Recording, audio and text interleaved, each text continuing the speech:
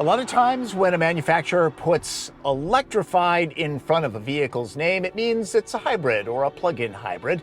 I'm Tom Voelk for the Seattle International Auto Show, and this is the Genesis Electrified GV70, a pure EV. Yeah, the gas-powered two-row SUV that Genesis can't pump out fast enough can also be had as a battery electric vehicle. The only real styling difference is the schnoz. The grille really isn't one. The cooling is done below, there are active shutters, and the stealth continues in back. No EV badging. You'll have to look for the lack of tailpipes and more aerodynamic 20-inch wheels. If you're picking one of these up, chances are it'll be at a Hyundai dealership because there are still precious few dedicated Genesis showrooms in North America.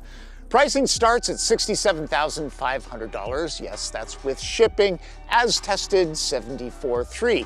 Now, even though this is built in Montgomery, Alabama, it does not qualify for the federal tax credit if you're buying. If you're leasing, there's kind of a loophole. Want one? Well, check for availability since it's made in limited numbers and only sold in 15 states, Washington and Oregon being two of them. To be clear, the eGV70 is not built on the well-regarded eGMP platform found under GV60 and Ioniq 5. The GV70 architecture was developed with electrification in mind. It's a switch hitter. The floor-mounted, liquid-cooled lithium-ion polymer pack is 77.4 kilowatt-hours. Strictly dual-motor all-wheel drive, there's 429 horsepower. For right feet to play with, which sounds like fun, but push the boost button and there's 10 seconds of battery-draining oomph with 483 horsepower and 416 pound-feet of torque. Think Porsche Sport Response button. The heads-up display is one of the better ones with loads of useful information. Electrified GV70's single-speed transmission doesn't get the trick sphere controller from GV60, and it's easy to confuse it for the interface dial, at least for me, even after a week. Of course, there are drive modes, and those do make a difference. Sport definitely sharpens things up. There's a custom setting too. EVs make precious little sound. Genesis lets you dial in different performance tones at various volumes in the cabin if you like that kind of thing. This paddle reduces the amount of recuperation drag while coasting. This one adds to it. If you're looking for the fastest GV70, this is it right here. Car and Driver did instrumented tests, and it did the 0 to 60 dash in 4.2 seconds with boost on 3.8. Man, this thing scoots. That is so much fun. I thought I'd only use it a little bit, but man, it's kind of addictive. There is some torque steer though, and you don't run out of power at speed. So if you're passing on two-lane roads, this is an excellent tool for that. Like all vehicles, this is less efficient when pushed hard. EVs are affected by that and cold temperatures, plus towing the maximum 3,500 pounds drops range dramatically. This will concern some. Others, especially people that charge where they sleep, won't be bothered at all. Know your needs. Let's talk range. The EPA rates this at 236 miles. I've been driving rather briskly as I do, and temperatures are in the low 60s. I'm seeing closer to 200.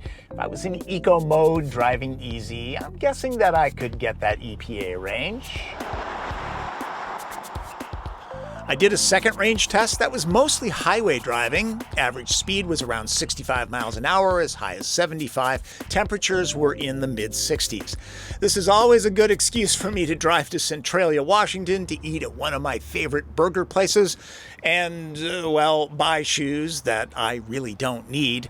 I tested this feature that I wish every car had: drivers distracted by their phones. Get a friendly reminder instead of an impatient honk from behind. I also got a halfway decent shot of the head-up display and some of its functionality. See the graphic mirroring the Honda? Pretty cool, huh? This was easy to shoot since Highway Driving Assist is an exceptionally good semi-autonomous driving tech. In cases where traffic is clear, it can easily go a minute before insisting hands on the wheel. It also feels very natural. But back to range. I figure that most people won't be comfortable with anything less than this left. In the end, I traveled 223 miles, so adding the 15 left makes the EPA estimate dead on when driving like a normal owner. The question is, will people want to spend that much time in this car? I think so. Not only is this the quickest GV70, I believe it's the best handling. Heavy batteries in the floor, low center of gravity. Genesis nails the premium experience. The ride quality is supple, but never sloppy. It's so quiet, you'll notice wind rushing over the A-pillar. There's nothing to mask it. A handy piece of tech is the blind spot camera system. Other manufacturers have tried something similar. The engineers at Hyundai got it right. Somehow this is informative without being distracting.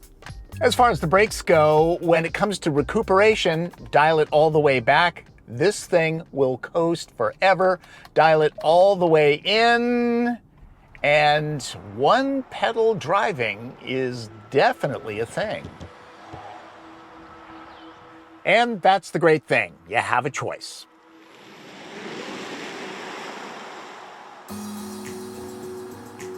The electrified GV70 may not be built on the eGMP platform, but Genesis wisely repurposes a lot of the 800-volt components. It charges just as quickly as the GV60, which is good because these vehicles are among the quickest charging EVs on the market. The max charge rate is an impressive 250 kilowatts. For road tripping, Genesis claims this juices up very fast, 10 to 80% in some 18 minutes. However, asterisk, those are ideal conditions and circumstances. For example, you'll need a 350 kilowatt charger, the right ambient temperature, and a preconditioned battery. And really, by the time you hit the head, grab some coffee, and return an email or two, that's easily 26 minutes, which is how long it took me to hit 80% at this 150 kilowatt charger. Cabin room is effectively the same as the gas-powered models. There was no need to mess with GV70's interior. Genesis does an exceptional job in here. All materials, and I do mean all, look and feel terrific. Other luxury brands could take lessons here. Small details pop up all over. Knurled patterns look spendy. Edges here are finished, not rough plastic. Many compartments are lined to keep rattles down. There are lots of ovals, something you'd expect from Ford, huh? Tasteful ambient lighting too, select from hundreds of colors. The camera system is sophisticated too. If you're looking to impress, GV70 does just that. It can even be started using this fingerprint sensor. Supportive leather seats, Napa in this case, are heated and vented. The driver even gets a mild massage. They're very adjustable. These should fit any human nicely. Genesis's user interface is visually appealing and has good touch response. The screen is a bit of a reach for the driver, especially smaller ones. That's what this is for. Again, it can be confused for the transmission selector. I'll assume that owners will get used to this. There are also enough hard buttons, so adjusting the HVAC system is easy enough. Shortcuts for the interface too, including an assignable button. The wireless charging pad is vented to keep phones cool. Curiously, a car this high-tech uses the old USB ports. And for now at least, Android Auto and Apple CarPlay require the phone to be plugged in. It's not wireless. That might be changing. The upgraded Lexicon sound system in this Prestige model is excellent if you're an audiophile. It helps that the car is exceptionally quiet. The back seat is pretty much the same as the petrol-powered GV70 with good head and leg room. 2 adults will be comfortable, 3 a bit crowded. The Prestige model gets a separate climate zone and heated seats. The large spine is definitely smaller on the electrified. I like this hatch release. It keeps hands cleaner. Under the load floor, there's room to properly store the security shade and the vehicle-to-load adapter that lets you run electric devices off the car. Seats up, there's nearly 29 cubic feet of space. Smaller drivers will appreciate the remote seat releases. In max cargo mode, there's 56.5 cubic feet. The 70 isn't a large machine, but that's decent space. There's a little bit of space up front, but it's really only good for storing the charge cord. Shoppers considering an Audi Q4 e-tron, Lexus RZ450e, Cadillac Lyriq, or Mercedes EQB would be smart to test drive the electrified GV70. The package as a whole offers sophistication and refinement. Check with your local Hyundai store to see if it sells Genesis vehicles and if it has one of these to look at. It's as good as it is rare. For the Seattle International Auto Show, I'm Tom Voelk.